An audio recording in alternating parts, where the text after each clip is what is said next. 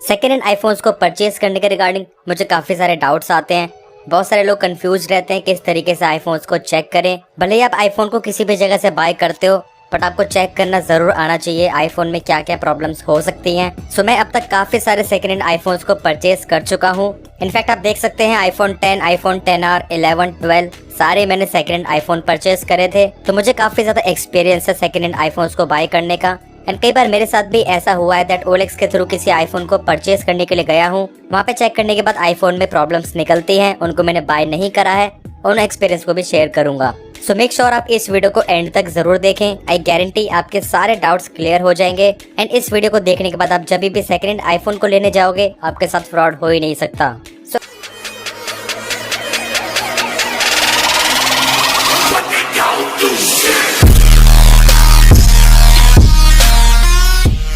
अगर आपको भी इसी तरह की वीडियोस पसंद है so make sure to subscribe this channel along with bell icon, क्योंकि मैं इसी तरह की इन्फॉर्मेटिव वीडियोस लाता रहता हूँ। तो वैसे तो फोन में चेक करने के लिए बहुत सारी चीजें होती हैं, बट आपको मैं स्टेप बाय स्टेप अच्छे तरीके से बताता हूँ डिटेल में किस तरीके से आपको आईफोन को चेक करना है। तो सबसे पहले आपको फिजिकल कंडीशन देखनी है। फिजिकल कंडीशन को अच्छी तरीके से चेक करना है, जो कि ऑब्वियसली बहुत ज्यादा ईजी होता है चेक करना। आपको फिजिकली देख के पता चल जाएगा फोन में कितने स्क्रैचेस हैं। आपको फ्रेम को अच्छे तरीके से चेक करना है, साइड से, कॉर्नर से। इसी के साथ आपको ईयरपीस एंड स्पीकर्स में डस्ट देखना है। कई बार ऐसा होता है बहुत ज्यादा डस्ट होता है जिसकी वजह से आउटपुट में फर्क पड़ता है, जिसके बाद हम आगे करेंगे। वहीं एक और बहुत ज्यादा इंपॉर्टेंट चीज आती है फ्रंट ग्लास में स्क्रैचेस, क्योंकि आप जब भी यूज्ड आईफोन को बाय करने के लिए जाओगे ज्यादातर केस में आपको टेम्पर्ड लगा हुआ मिलेगा। एंड कई बार ऐसा होता है सामने वाला पर्सन आपको बताता नहीं है, बट टेम्पर्ड ग्लास के नीचे जो ओरिजिनल ग्लास होता है उसमें स्क्रैचेस होते हैं। एंड इसी के साथ आपको एक और चीज को जरूर चेक करना है, वो है फ्रेम एंड जो हमारा फ्रंट ग्लास होता है उसमें कोई गैप तो नहीं है। क्योंकि कई बार ऐसा होता है फोन खुला हुआ होता है, लोकल शॉप से रिपेयरिंग करवा लेते हैं, उसके बाद फिटिंग अच्छी तरीके से नहीं होती है। तो इसे चेक करने के बाद हमें पता चल जाएगा फोन खुला हुआ है या फिर नहीं, या फिर कोई रिपेयरिंग हुई भी है तो कंपनी से हुई होगी, जिसके बाद अभी भी अच्छी फिटिंग है। वहीं आपको कैमरा एंड लाइटिंग पोर्ट में भी डस्ट देखना है। कई बार बहुत ज्यादा डस्ट होता है, स्पेशली कैमरा में डस्ट होता है, जिसकी वजह से कैमरा की परफॉर्मेंस थोड़ी बहुत कॉम्प्रोमाइज हो जाती है। तो इन सारी चीज़ों को चेक करना बहुत ज़्यादा ईजी, आपको देख के पता चल जाएगा।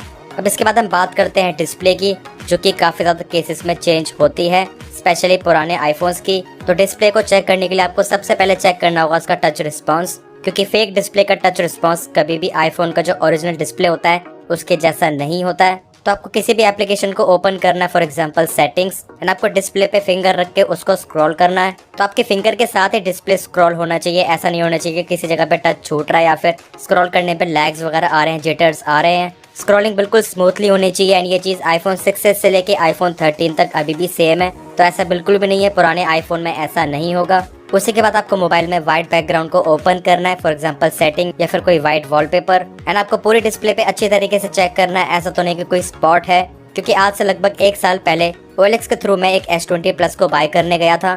3 महीने पुराना फोन था, बिल्कुल ब्रांड न्यू फोन था। इवन बैक में जो कंपनी की प्लास्टिक लगी आती है वो भी नहीं उतरी थी।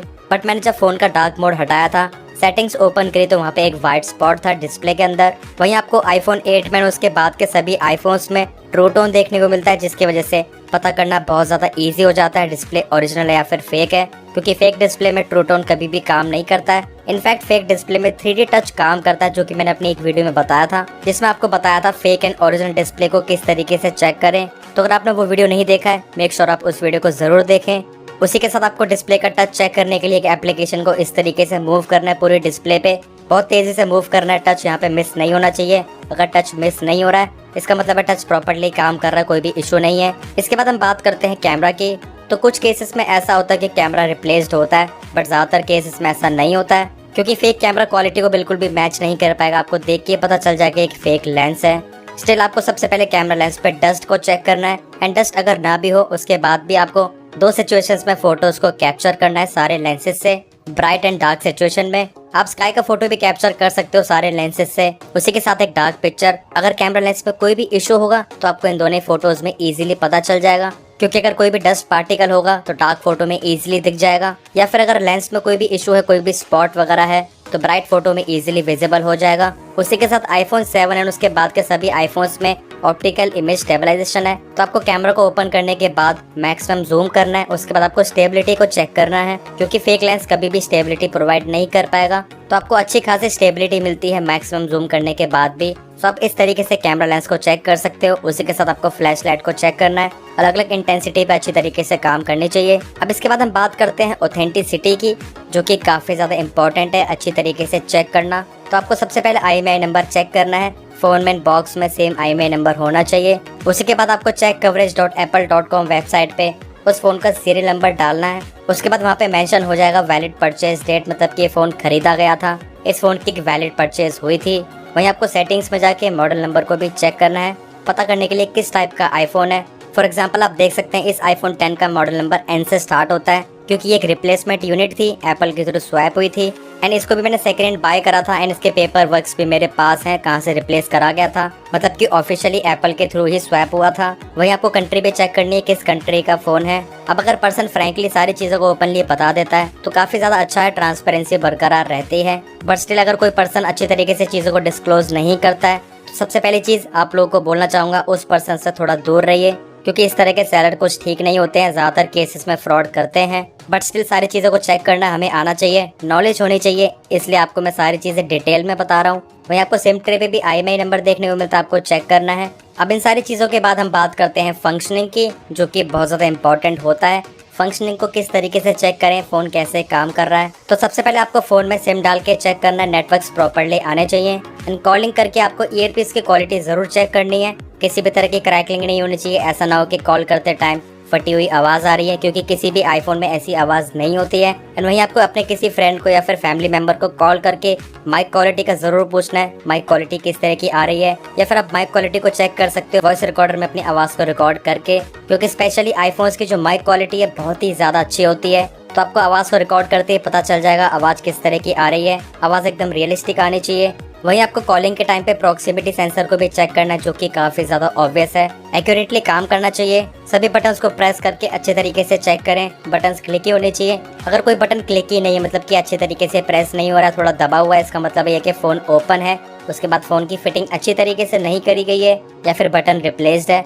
अब आईफोन 7 में उसके बाद के सभी आईफोन्स में स्टीरियो स्पीकर्स मिलते हैं, तो स्पीकर्स को जरूर चेक करें, क्योंकि मैंने बहुत ज्यादा बारी ऐसा देखा है, आईफोन्स को मैं चेक करने जाता हूँ, ज्यादातर बारी ऐसा होता है कि स्पीकर्स में कुछ इशू होता है, क्योंकि हमें नहीं पता है दैट लोग फोन को किस तरीके से यूज कर रहे हैं। तो स्पीकर को चेक करने के लिए आपको एक चीज जरूर करनी है, कोई भी सॉन्ग या फिर सेटिंग्स में जाकर रिंगटोन को प्ले करें, उसके बाद एक स्पीकर पे हाथ रख के जरूर देखें, आवाज प्रॉपर आनी चाहिए, बैलेंसिंग होनी चाहिए। ऐसा ना हो कि एक स्पीकर पे हाथ रखने के बाद दूसरे स्पीकर की आवाज बहुत ही ज्यादा कम हो। वही कुछ और भी इंपॉर्टेंट चीजों को अच्छी तरीके से चेक करें, for example touch ID, face ID, ये सारी चीजें एक्यूरेटली एक बार में अच्छे तरीके से काम करनी चाहिए। फोन को कम से कम 8 से 10 बारी अनलॉक करके देखें, अलग अलग एंगल से, कोई डिले ना हो, अच्छे तरीके से फेस ID काम करे, टच ID काम करे। एंड गाइस इसके बाद 3 चीजें और जरूर चेक करें, वाईफाई, ब्लूटूथ एंड वाइब्रेशन, क्योंकि एक बारी मैं आईफोन 10s को बाय करने गया था, उसकी वाइब्रेशन बहुत ही ज्यादा कम थी, मतलब कि जो आईफोन्स में वाइब्रेशन होती है, हैप्टिक फीडबैक होता है, उसके कंपैरिजन में बहुत ही ज्यादा कम थी। तो कैसे आप देख सकते हैं, इसका मतलब ये है कि उस आईफोन में ओरिजिनल टैप्टिक इंजन नहीं था। तो आईफोन की वाइब्रेशन बहुत ही ज्यादा सॉलिड होती है। अब इसके बाद हम बात करते हैं iCloud एंड अकाउंट की, ये भी चेक करना बहुत ज्यादा इंपॉर्टेंट है। अब जैसे आप आईफोन को परचेज करने जा रहे होगे, 2 केसेस हो सकते हैं, या तो वो पर्सन पहले से फोन को रीसेट करके लाएगा, जो कि काफी ज्यादा अच्छी बात है, इससे हमें पता चल जाएगा दैट वो पर्सन अपने अकाउंट को अच्छी तरीके से रिमूव कर पाए इस आईफोन में से। तो जो आईफोन आप परचेज करने जा रहे हो, उस आईफोन में उस पर्सन का iCloud account and find my नहीं होना चाहिए। तो अपने सामने इन चीजों को टर्न ऑफ करवाएं, एंड टर्न ऑफ करने के बाद अपनी एप्पल ID को भी डाल के जरूर चेक करें, प्रॉपर्ली काम करनी चाहिए। एंड फोन को रीसेट करने के बाद ही खरीदें, जो कि सबसे ज्यादा बेस्ट होता है। वहीं इसके बाद अगर हम बात करें बैटरी की, तो ऑब्वियसली अगर आप इतने पुराने आईफोन को परचेज करोगे तो बहुत ज़्यादा चांसेस उसमें बैटरी रिप्लेस्ड होंगी। एंड अगर आपको आईफोन 7, आईफोन 8, आईफोन 10 की बैटरी मिलती है 100%, तो ऑब्वियसली उन आईफोन्स की बैटरी रिप्लेस्ड होगी। बट सबसे ज़्यादा बड़ी प्रॉब्लम ये आती है कि बैटरी की अलग अलग क्वालिटी आती है अलग अलग प्राइस पे, जिसकी वजह से हमें ये नहीं पता कि इस फोन में बैटरी किस क्वालिटी की है, कितना बैकअप देगी, इसकी लाइफ स्पैन कितना है। एंड ऑब्वियसली ज़्यादातर लोग थर्ड पार्टी बैटरीज को ही डलवाते हैं, क्योंकि ओरिजिनल बैटरी बहुत ज़्यादा महंगी होती है। तो अगर कोई ऐसा कहता है कि उसने बैटरी को ऑफिशियली एप्पल से रिप्लेस करवाया है, तो उसके पेपर वर्क्स बनते हैं, उनको ज़रूर चेक करें, उससे पेपर वर्क्स मांगें कि कहाँ पे इसका रिकॉर्ड है। एंड मैं आप लोगों को बिल्कुल भी रिकमेंड नहीं करूँगा कि 90% बैटरी हेल्थ से नीचे किसी आईफोन को बाय करें। एंड अगर आपको बहुत ज़्यादा अच्छी डील मिल रही है, मतलब कि बहुत ही ज़्यादा कम प्राइस, आपका बजट बहुत ज़्यादा कम है, तो एट लास्ट मैक्सिमम हो सकता है 85%, बट स्टिल 85 से भी ज़्यादा हो, 87, 88 हो। एंड सबसे ज़्यादा अच्छा रहेगा कि 90% से ऊपर हो, बेस्ट है। अब जिस टाइम पे आप आईफोन को यूज़ कर रहे होंगे उस टाइम पे आपको नोटिस करना है बैटरी में कितना ड्रेन हो रहा है, उससे आपको आइडिया लग जाएगा आईफोन कितना बैटरी बैकअप दे पाएगा। वही बैटरी को क्वालिटी को चेक करने के लिए एक बहुत ज़्यादा अच्छा तरीका है, आपको कैमरा एप्लीकेशन को ओपन करना है, उसके बाद आपको बर्स्ट मोड में फ़ोटोज़ को कैप्चर करना है, कम से कम 500 फ़ोटोज़। एंड इतने सारे फ़ोटोज़ को कैप्चर करने के बाद बैटरी में केवल 1 या 2% का ड्रेन आना चाहिए, मतलब कि ये भी मैक्सिमम है। कई बार तो ओरिजिनल बैटरी में 1% का भी ड्रेन नहीं आता है। तो अगर इतना ड्रेन आता है तो इसका मतलब ये कि बैटरी प्रॉपर्ली काम कर रही है। बट अगर 5-6% या फिर उससे ज़्यादा ड्रेन आता है तो मैं आपको सजेस्ट करूंगा आपको उस आईफोन को बाय नहीं करना चाहिए। एंड अगर 100% बैटरी शो भी कर रहा है उसके बाद भी बैटरी क्वालिटी अच्छी नहीं है, ऐसे आईफोन से दूर रहें। वहीं आपको और भी छोटी मोटी चीज़ों को चेक ज़रूर करना है जो कि काफ़ी ज़्यादा कॉमन होती हैं। फॉर एग्जाम्पल चार्जिंग पोर्ट ज़्यादा ढीला नहीं होना चाहिए, एक बारी में चार्ज होना चाहिए, 3 या 4 बारी चेक करें। अगर फ़ोन में 3.5 mm जैक है उसको चेक करें, उसका आउटपुट प्रॉपर्ली आना चाहिए। लोकेशन सर्विसेज को चेक करें, जीपीएस प्रॉपर्ली काम करना चाहिए। अब इन सारी चीज़ों को सुनने के बाद आई नो काफ़ी सारे लोगों को लग रहा होगा इतनी सारी चीज़ों को चेक करना है काफ़ी ज़्यादा परेशानी की बात है, बट गाइस ऐसा बिल्कुल भी नहीं है। जब आप इन सारी चीज़ों को प्रैक्टिकली करोगे मुश्किल से 5 या 10 मिनट में आप अपने आईफोन को इजीली चेक कर लोगे। नहीं गारंटी, अगर आप इन सारी चीज़ों को अच्छी तरीके से चेक करोगे उसके बाद ऐसा हो ही नहीं सकता कि आपके साथ फ्रॉड हो, फ़ोन में कोई भी इशू हो। वहीं फ्रॉड से बचने के लिए कुछ और चीज़ों का ज़रूर ध्यान रखें। अगर आपको कोई एडवांस पेमेंट करने के लिए बोलता है तो बिल्कुल भी पेमेंट ना करें गलती से भी, क्योंकि जेन्युइन सेलर कभी भी इस तरह की डिमांड नहीं करता है। मुझे अभी भी बहुत ज़्यादा कमेंट्स आते हैं, काफ़ी सारे लोग 5 या 10 हज़ार रुपये की एडवांस पेमेंट कर देते हैं बड़े आईफोन्स के नाम पे। उसी के साथ अगर आपको कोई आईफोन बहुत ज़्यादा कम रेट में दे रहा है, मतलब कि रेगुलर प्राइस से बहुत ज़्यादा कम प्राइस में, तो ऐसे लोगों से भी दूर रहें क्योंकि बहुत ज़्यादा चांसेस होते हैं वहाँ पे भी फ्रॉड होगा। एंड ट्राई करें कि फ़ोन का बिल एंड बॉक्स ज़रूर हो, जिसकी वजह से हमें यहाँ पे पता चल जाएगा फ़ोन ऑथेंटिक है। अब गाइस ये सारी चीज़ें ऐसी होती हैं जो कि एक्सपीरियंस करके धीरे धीरे आती हैं, मतलब कि जो पहली बार यूज्ड आईफोन को परचेज करने जाएगा हो सकता है उसको थोड़ा अनोइंग लगे, उसको परेशानी हो इन सारी चीज़ों को करने में। बट काफ़ी सारे लोग ऐसे होते हैं जो कि काफ़ी सालों से ये चीज़ कर रहे हैं। फॉर एग्जाम्पल मैं ओलेक्स यूज़ करते हुए उस पर डील करते हुए मुझे लगभग 11-12 साल हो चुके हैं, उसके बाद मुझे इतना एक्सपीरियंस आया है। सो गाइस आप इन सारी चीज़ों को फॉलो करेंगे, आई गारंटी आपके साथ फ्रॉड नहीं होगा। स्टिल अगर आपको कोई भी डाउट्स हैं मुझे कमेंट सेक्शंस में ज़रूर बताना। अगर आपको ये वीडियो पसंद आया, वीडियो इन्फॉर्मेटिव लगा तो वीडियो को लाइक ज़रूर कर देना, क्योंकि मुझे मोटिवेशन मिलती है इसी तरह की वीडियोस बनाने के लिए। चैनल पे न्यू है, make sure to subscribe this channel along with bell icon. मिलते हैं मेरे नेक्स्ट इन्फॉर्मेटिव वीडियोस में। Till then take care.